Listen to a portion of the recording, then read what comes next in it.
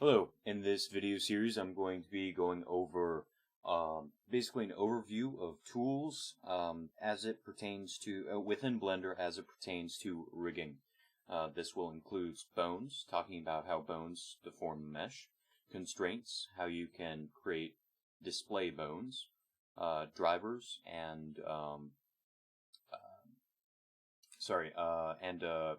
variables associated with bones that can be propagated across the rig and used to control different parts of the rig. In this first video, I'm going to go over bones and how they deform the mesh. Hopefully I can keep this short. So I'm within the basic scene here. I have switched over to imperial units. So that means each one of these are a foot. That's of course done through this little scene properties menu underneath units. Pressing G, I'm going to move the cube vertically by one segment. Instead of turning on snapping, if you hold down Control while you're moving, it will snap to the unit, to the measurement, or to the scene increments. If you go up here instead and turn on snap, you can turn on snapping to a variety of different things, such as you can see, increments, vertex, edge, face, volume, edge center, and edge perpendicular. Also, this affects other things as well. So I'm going to select the cube, I'm going to go into edit mode with tab, and I'm going to realize that I should probably turn on screencast keys. My apologies. It should now be visible in the bottom left. If it wasn't already, I must apologize. Anyway, I'm going to grab the vertices on the top here, and I'm going to press G and raise it up a bit. Now I'm going to stay in edit mode, press Ctrl R to get edge loops, and create edge loops along the surface here. Next I'm going to select everything and press S to scale, and I'm going to press Shift Z, so I scale in every direction but the Z direction. And I'm going to thin it up a little bit. Alright, so we now have our object that we can go in and start deforming. But we want to do that with an armature. To create the first bones of an armature, we go down under, or we press Shift A for add, go under armature and single bone. Clicking on that, it's you don't necessarily see anything, but if you go look in the top right, you can see in the layout, the outliner, my apologies, a armature has been created. Currently, it is hiding underneath this box. So if I go over to this armature properties menu, and I go and I look for viewing properties, viewport display, my apologies, I can click in front, and now you can see that the bone is essentially X-raying through the object. Currently its display is set to octahedral, but you can change in between octahedral, stick, B-bone, which is a little box, a envelope. Envelope looks a little bit different most of the time, and especially while you're editing, and wire. I usually go and stick with octahedral or stick, or not stick, or B-bone, my apologies. With B-bone, if I was to press tab to go into edit mode with the armature selected, so I'm now editing the armature, I can press Control Alt A with the bone selected, or sorry, Control Alt S, my bad, to scale the bone. Like so. If I display as octahedral, we do not have this functionality. Okay, so for moving a bone, it's all the same controls as geometry. You've got a bone center right here. You've got two almost vertices or points on either side of the bone. So I can take this and I can press G just as you would do with mesh, and you can see that it moves around as needed. This can also, other than just snapping to increments, you can use this to snap the vertices, edges, faces, volume, and so forth. You can also press Shift S and you get the snapping menu. So with this bottom one selected, I could snap selection to grid, or snap cursor to, or snap selected to cursor. Cursor is that little checkered red and white cursor down there.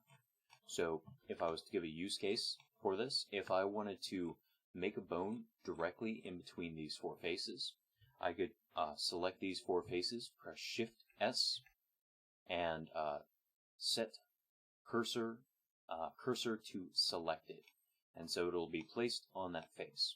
And now if I go back and I go into edit mode with this, select this vertice or this joint of the bone. If I press Shift S again, I can snap selection to active. Whoops, my bad. Selection to cursor. So now you can see that it has moved up. With these bones have a few properties, and armatures have a few properties that I'll be going into in more depth later, but I shall overview now. So on the right side here, with the armature selected either within or out of edit mode, you can see that you have two different options, rest position and pose position. Then you have layers and protected layers. Protected layers means that bones on that layer cannot be manually edited or changed by the rigging team, the animating team, after you save this out and they link it into the scene. You've got bone groups, so you can create groups of bones. You've got pose libraries, that's something for animators to work on or to mess with. Motion paths, don't worry about that for now, that's another animation tool. Viewport display, we've already gone over this. I forgot, I'm also going to turn axes on, as it makes explanation of this local world and everything else axis a lot easier. And while doing this, you'll start to understand what local based on parents, and every other type of space is. Anyway, under that we have inverse kinematics. So with this selected, we can choose between two IK solvers. We don't apply them there. That's just determining the algorithm. If you've got Rigify enabled, you'll have these three Rigify buttons. If you have Breakdowner, that's going to be enabled down here. And at the very bottom, we have custom properties. This is where, for the overall rig, we'll be adding variables, essentially. Under bone properties, you can see that this bone has a series of properties. You've got XYZ, tail XYZ, and roll. Blender automatically uses quaternions instead of, as a back-end thing, instead of Euler, because quaternions can deal with a lot of different scenarios without reaching gimbal lock. There might be scenarios where you may have the deformation or the IK on Euler while everything else is in quaternion. But it depends on the situation, and that is advanced usage. If you have, and this is new within Blender 2.8, bendy bones. I'm not going to go into this. As you can see, it's one hell of a menu, but it essentially creates bendy bones from point A to point B. Then we have deform. This option enables or disables whether or not this bone will deform the mesh. And then we've got custom properties per bone. So we can add variables per bone and reference those into other bones using drivers, essentially. That's the majority of the basic tooling. We also have lock here, where you can lock a bone so that it can't be transformed when in edit mode. If I go into the top left here and change the mode to pose mode, you'll see that this is the other half of the equation while we're rigging. Here we have different controls. We can change the rotation mode from quaternion to Euler, but that's all on the back end and how it actually, converts from quaternion to angle based. And then here we can go through and we can lock and unlock all of these different channels for the animators to use. And if it's in a protected layer, then the animators cannot change any of these locked variables. So if these are locked and this is in a protected layer and it's shown within a different document via linking, then the animator can't change these. It's protecting the rig, essentially. You get bendy bones options here once again. Inverse kinematics, a lot of the same stuff. And then we get viewport display. So if I create an object and I want to display that object instead of the bone icon, we'll be using that.